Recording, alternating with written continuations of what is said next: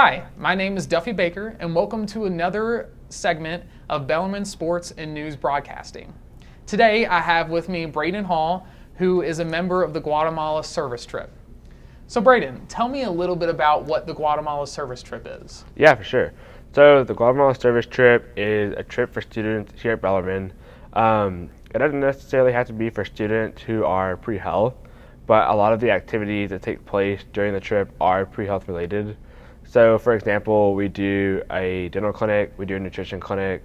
The PT students who are currently in PT school here at Bellarmine, they get the opportunity to go as well. And then outside of that, there are various construction projects and other community projects that are announced once we get there. But the entire trip is completely paid for via fundraising. So it really involves the local community helping out and reaching out to those partners. Awesome. So Braden, if somebody wants to be involved in the Guatemala service trip, what do they have to do? Who do they need to talk to? What does that look like? Yeah, so in the fall, there are these different interest sessions where students who are interested can come and listen and hear about the trip and all the logistics behind it. So what's happening, how do we get there, how do we pay for it, etc. But then from there, Dr. Evanthea Speliotis, she works in the philosophy department here. You would email her a letter kind of explaining why you want to go and maybe how this trip would help you or just why it interests you to be a part of it. And then from there, the letters are reviewed, and then about 19 to 20 Bellarmine students are selected. Cool. So how many people usually come out for this? What's the likelihood that someone would be selected? Yeah, for sure. So in the past year, we had about 42 students that came to the interest session, and then let's say 35 to 40 students actually send in letters. So again, only 20 of those students, but this year there's only 19 of those students were accepted. Okay, cool. So you have been involved in the Guatemala service trip for a little while. So the fundraising aspect, so being able to fund your way to this trip, what does that look like? What kind of fundraising events do you all do? Do you have to pay anything really out of pocket at all for this? Yeah, so I think this is the part that is usually the most surprising to people. It's the fact that the students who are going actually don't have to pay anything at all. The students are only asked to raise $900, and the way people usually go about this is just sending out letters to friends and family, asking for donations, kind of explaining the purpose of this trip and what it means to them, and hopes to raise that $900. But then the trip itself costs about, I want to say $80,000. But as far as the general group and how we fundraise money, we meet in the fall every other Monday and in the spring every Monday, and we just go over different fundraising activities. And so this past year we did our giant annual yard sale, which we actually raised $16,000 at.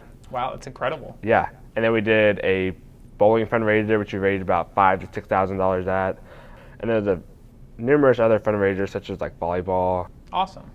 So we've known each other for a while, and I know that this was actually your second spring break going to the Guatemala service trip.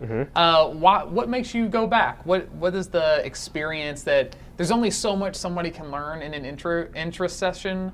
So why do you go back? What would you tell somebody who's interested in, who's on the fence on going on this trip? Yeah, for sure.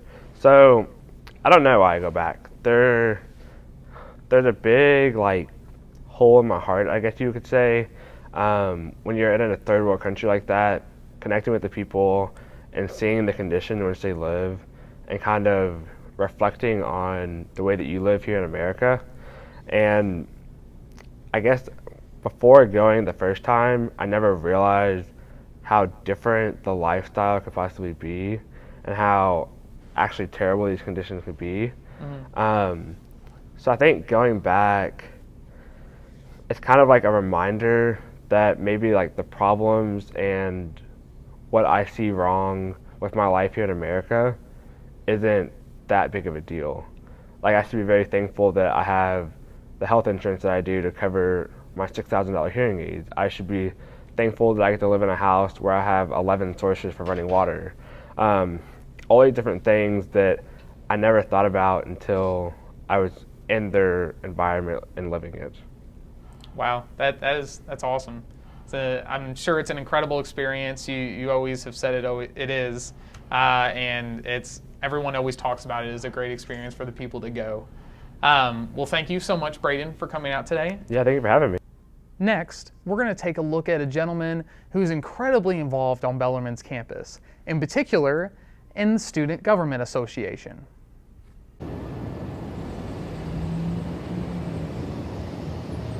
In just 2 weeks, a ton of seniors will be graduating from Bellarmine University, but one of the most involved and most important to Bellarmine is Ryan Stevens. My name is Ryan Stevens. I'm a senior business administration major with a pre-law emphasis.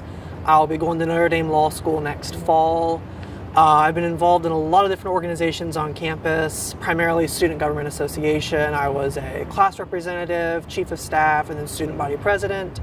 I've also been involved with the Bellarmine Activities Council as their director of finance, been the pre-law society president, and been involved in the business fraternity Delta Sigma Pi.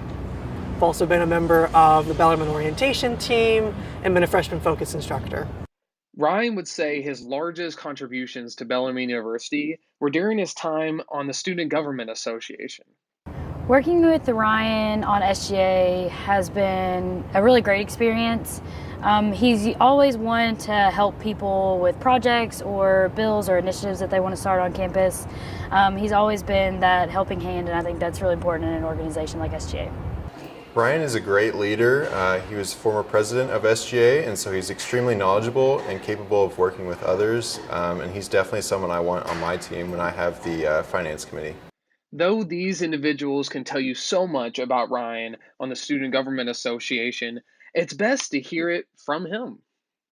It's very interesting. Seeing it from a lot of different facets, you really kind of get to see what Bellarmine is like, but also kind of get to see what Bellarmine students are like, kind of see what their hopes and dreams are and watch them develop as leaders. And I've even seen myself develop as a leader kind of through that process. SGA really is there to help students make their Bellarmine experience the best it possibly can be. And I think that SGA has also made me the best person I possibly could be, just through cultivating leadership opportunities and skills and be able to work closely with Dr. Helen Grace Ryan and then Dr. Susan Donovan as well. As Ryan said, he was also a part of major organizations on Bellarmine's campus, including Bellarmine Activities Council, where he was VP of Finance. Working with Ryan on BAC was a lot of fun. He's very passionate about what he does. So even if it's a small role, so as director of finance, we don't have a lot for him to do because our budget is basically given to us. But he still made the best of it and actually did a lot more than we needed him to do, which is just like Ryan to kind of take that extra step, which really helped us in the long run and is going to help BAC progress into the future.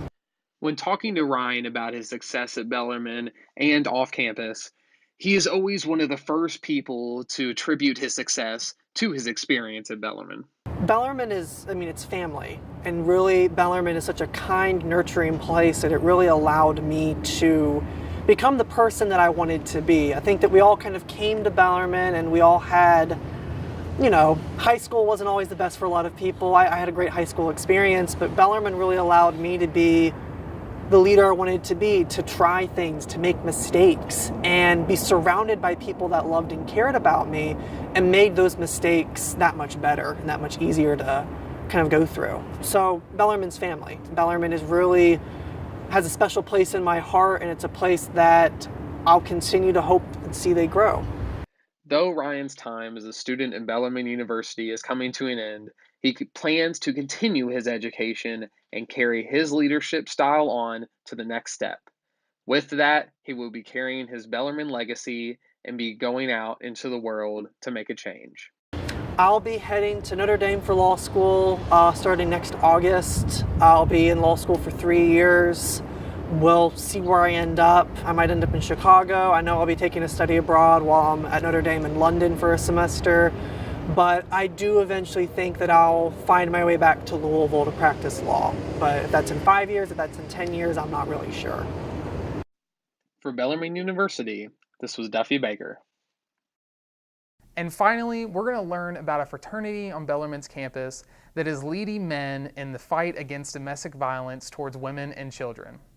What the White Ribbon Campaign is it's about protecting, it's about getting more men involved. The White Ribbon Campaign is brought to Bellarmine University by Alpha Delta Gamma Xi chapter. Let's learn a little bit more about what the White Ribbon Campaign is. What the White Ribbon Campaign is it's a campaign to get more men involved in the conversation about sexual assault and domestic violence, because it's everybody's problem, but it's really been something that's been more dominated by women as far as the dialogue goes. And it's really a men's issue, and men really haven't been pulling their weight, so we need to get them involved if we're really going to get things to change. Alpha Delta Gamma Xi chapter of Bellarmine University has been bringing the White Ribbon Campaign to campus to get people to sign the ribbon and take a pledge to stop domestic violence against women and children.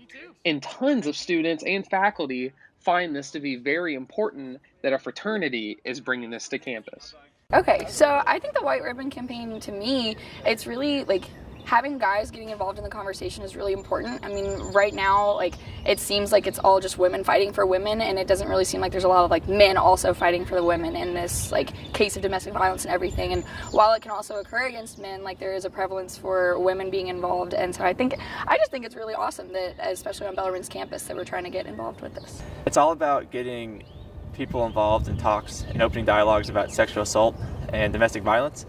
It's not a one-sided issue as many people believe it to be, so it's really important that everyone gets involved, especially men, because just statistically, men are the biggest perpetrators of that sort of crime. As a society of men and outstanding men, it is our responsibility to take action to help the campus and spread awareness in some sort of way. I think that's especially heartening, right? To be part of the solution and to have an all-male fraternity putting their hat in that particular ring, right? And in a very public way, saying these are our values, right? And this is what's important to us, and this is what we stand for, and having that kind of visible representation of those values here. As a organization of all men, it's something that we need to do, because if you're not part of a solution, then you're really just part of the problem, because if you're not doing anything, then you're just letting this behavior continue to happen. As I spoke with more and more students about the White Ribbon Campaign, I found that this really meant a lot to a lot of people on Bellarmine's campus. I think it's great that Alpha Delta Gamma is out here supporting and advocating for women, because this is an issue that not only affects women but everyone. Well, it means a lot, especially with the current political environment and how polarized it is right now, where people think that you have to be on one side or the other. So to have people to just come together, like I don't think that we're specifically separated by genders or anything right now, but there's definitely a lot of different hate or a lot of different ideas that are being thrown out there. So it means a lot to have just this group come together with a movement or something that's very important. Even though Alpha Delta Gamma understands that getting people to sign this pledge is very important, there is much more that you need to do outside of just signing a pledge. Honestly, speak up. If you see someone you know, or even someone you don't know, doing things that aren't okay, that are disrespectful, speak up, because that's really what this is about. And don't be afraid about, talking about these difficult subjects. No one really likes to talk about it, but it's something that we need to do. If you are interested in learning more about the White Ribbon Campaign in Louisville, Kentucky, and what you can do to aid in this fight, go to menownit.org. For Bellarmine University, this has been Duffy Baker. Well, Bellarmine, that takes us to the end of our segments for today. Once again, my name is Duffy Baker, and this has been Bellarmine Sports and News Broadcasting. Have a great night.